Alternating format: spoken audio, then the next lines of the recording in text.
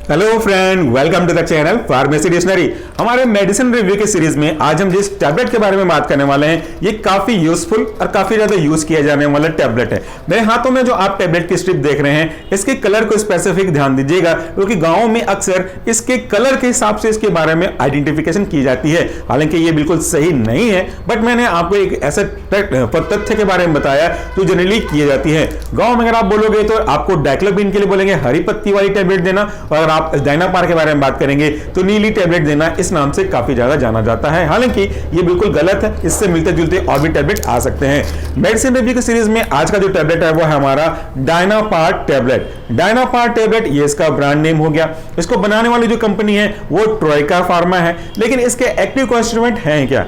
इसके दो men active constituent हैं। फिर भी अगर हम बात करें कंपैरेटिवली तो यहां पे मेनली जो पार्टिसिपेट करता है वह है आपका डाइक्लोफेनेक सोडियम, और दूसरा जो कंटेंट है यह है आपका पैरासिटामोल। दोनों के कंपोजिशन तो हमने देखे, उनकी एक स्पेसिफिक मात्रा भी देख लेते हैं। यहां पे जो आपका डाइक्लोफेनेक सोडियम है वो कंटेन करता है आपका एक स्पेसिफिक डोज, और यहां पे डोज लिखा हुआ है 50 mg। दूसरा अगर आप बात करते हैं सेकेंड कॉन्स्टिट्यूएंट की जो कि पैरासिटामोल है, तो इसका जो डोज है वह आपका 325 mg, और ये दोनों ही इंडियन फार्माकोपिया की गाइडलाइन को फॉलो करके बनाए गए हैं। इंडियन फार्माकोपिया हो, ब्रिटिश फार्माकोपिया हो, यूनाइटेड स्टेट फार्माकोपिया हो, हर एक कंट्री के एक स्पेसिफिक गाइडलाइन होती है, हर एक प्रोसेस का स्पेसिफिकेशन होता है, स्टेप बाय स्टेप एक्सप्लेनेशन होता है, उन्हीं को फॉलो करके कोई भी टैबलेट बनाई जाती है। तो इस टैबलेट का यूज क्या होगा, इंडिकेशन क्या है? इसमें दो मेन ड्रग हैं। पहला है आपका डाइक्लोफेनेक सोडियम जो कि रिप्रेजेंट करता है आपके NSAID कैटेगरी को। दूसरा जो ड्रग है इसमें पैरासिटामोल, वो भी उसी कैटेगरी का ड्रग है, यानी कि NSAID का। कैटेगरी सेम तो है, लेकिन इनका जो इंडिकेशन है थोड़ा सा फ्लक्चुएबल है, थोड़ा सा वेरिएबल है।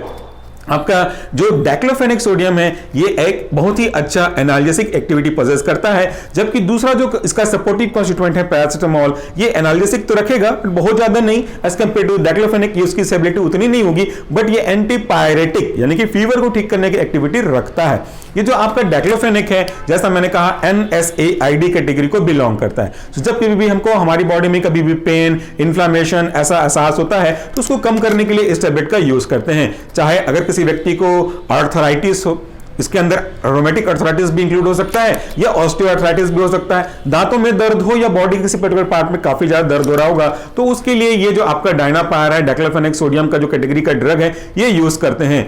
NSAID कैटेगरी के अंदर अगर आप उस ड्रग को क्लासिफाई करना चाहते हैं तो 3 सब क्लास में हम और क्लासिफाई कर सकते हैं।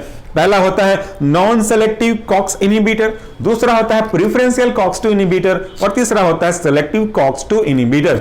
इन सब के बारे में जानकारी हमने हमारे मेन चैनल सॉल्यूशन फार्मेसी में ऑलरेडी अपलोड कर दिया है। तो अगर आप डिटेल से जानना चाहते हैं कि एक्चुअली में ये सब होते क्या है, तो आप वहां पे विजिट कर सकते हैं। उस चैनल का जो लिंक है आपको इसी वीडियो के डिस्क्रिप्शन बॉक्स में मिल जाएगा। ये जो आपका डाइक्लोफेनेक सोडियम है ये एक प्रेफरेंशियल कॉक्स-2 इनहिबिटर का एग्जांपल है। इसका क्या मतलब होता है अब वो समझिएगा, क्योंकि जानना बहुत जरूरी है कि डॉक्टर ने आपको दिया है तो वो काम कैसे करता होगा। डोज के बारे में तो हम कभी भी बात करते हैं नहीं, क्योंकि इससे सेल्फ मेडिकेशन इंप्रूव होता है, तो हम उसको अवॉइड करना चाहते हैं। Self medication is always hazardous. कोई भी मेडिसिन जब हम किसी को देते हैं उसकी कंडीशन के अकॉर्डिंगली देते हैं, और एक को सूट करेगा तो सबको सूट करेगा, सबके लिए एक जैसा होगा ये कंपलसरी होता ही नहीं। इसलिए किसी का देखा देखी कोई भी टैबलेट यूज ना करें। चलिए बात करते हैं इस डाइक्लोफेनेक सोडियम के काम करने के तरीके को। जब कभी भी हमारी बॉडी में हमको पेन, इन्फ्लामेशन का एहसास होता है, इसके पीछे कारण ये होता है कि वहां पे हमारा जो पेन के लिए रिस्पॉन्सिबल है एक केमिकल है, इसका नाम है प्रोस्टाग्लैंडिन, ये बनने लगता है। ये जब प्रोस्टाग्लैंडिन बनता है तो फिर हमारी बॉडी पेन का परसेप्शन करती है। सवाल ये उठता है कि ये प्रोस्टाग्लैंडिन बनता कैसे? प्रोस्टाग्लैंडिन बनने के दो मेन पाथवे होते हैं, जिनमें से आपका पहला है कॉक्स पाथवे, COX पाथवे, और दूसरा होता है लॉक्स पाथवे यानी कि LOX पाथवे। आज हम बात करने वाले हैं कॉक्स पाथवे के बारे में। कॉक्स मतलब साइक्लोऑक्सीजिनेस। इसके दो टाइप होते हैं, COX-1 और COX-2। COX-1 constitutive in nature होता है, जो हमें हमारी बॉडी के लिए हाउसकीपिंग भी बोल सकते हैं, और ये एनी टाइम हमारी बॉडी में प्रेजेंट होता है। जबकि COX-2 ये कॉन्स्टिट्यूटिव नहीं है, ये कुछ specific condition, stress condition, oxidative stress, injury, trauma, physical injury, इनके केस में जनरेट होता है।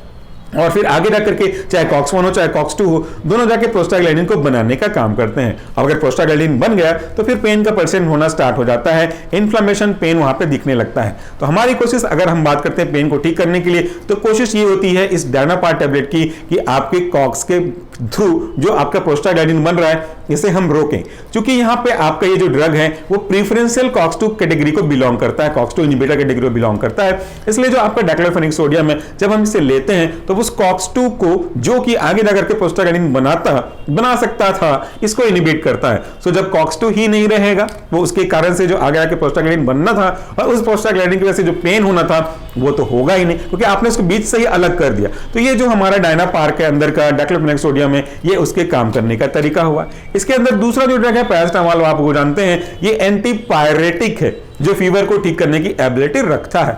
हमारी बॉडी का नॉर्मल टेम्परेचर होता है 37 डिग्री सेंटीग्रेड। जब कभी भी किसी कारण से, खास करके जब आपकी बॉडी में कोई इन्फ्लेमेशन हो रहा हो तो इन्फ्लेमेशन के कारण से जो आपकी फीवर जनरेट हो रहे होंगे, या अगर आप स्पेसिफिक अलग तरीके से बात करोगे excluding this category of drug, तो कभी भी हमारी बॉडी में जब पैरोजन एंट्री करते हैं तो आपकी बॉडी का जो टेम्परेचर है वो धीरे धीरे बढ़ने लगता है। That is simply known as a fever. तो ऐसे केस जहां पे फीवर हो, पेन भी हो, या कुछ ऐसा केस जहां पे इन्फ्लेमेशन की वजह से फीवर हुआ हो, एसोसिएटेड फीवर हुआ हो, तब वहां पे आपका जो डायनापार है वो काम करता है। इसकी कैटेगरी आपने देख ली कि शेड्यूल एच कैटेगरी की है, यानी कि इसको बिना प्रिस्क्रिप्शन के मिलता नहीं है या लेना नहीं चाहिए, तो आप इसको ध्यान रखिएगा।